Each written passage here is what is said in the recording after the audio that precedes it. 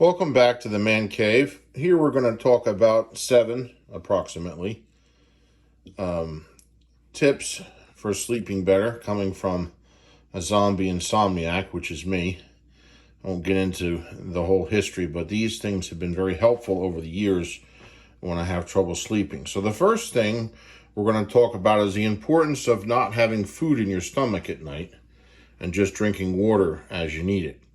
So that'll help you sleep. But if you have to get something, okay, you might want to try some unsweetened frozen cherries. Now, what's good about those is cherries are one of the foods that has one of the highest levels of melatonin, okay?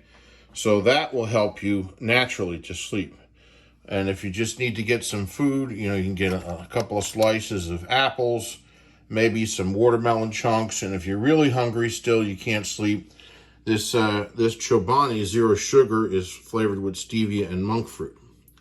Now, this one's very popular, this Ziquil, which is basically Benadryl type antihistamine. It says here this, I don't know how to say this word, but diphenhydramine. Okay, this is 25 milligrams in a pill.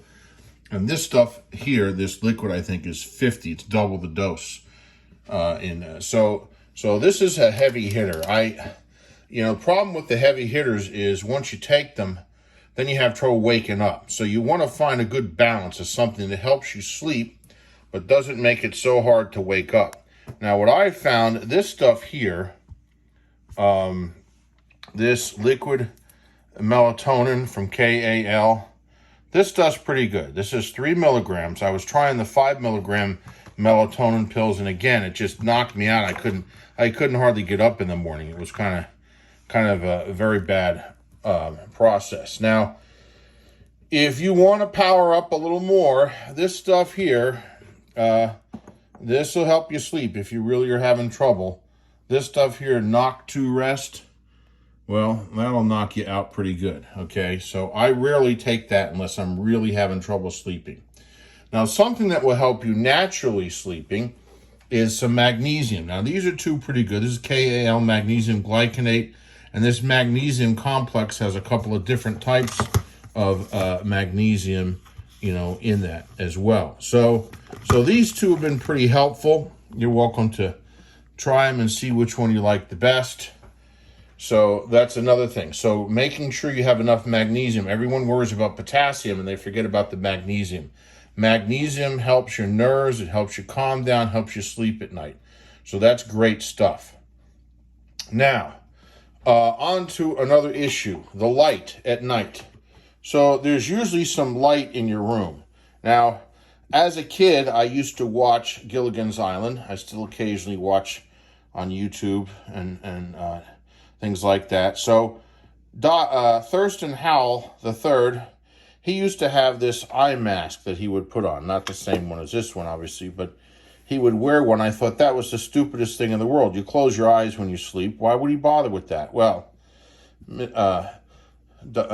Howell's revenge is that now I'm wearing this. Why? Because what it does is it blocks the light out, because you open your eyes when you get into deeper levels of sleep, and the light makes your eyes a little more tired, I found out. And you can read up on what night lights do to your eyes and light in the room.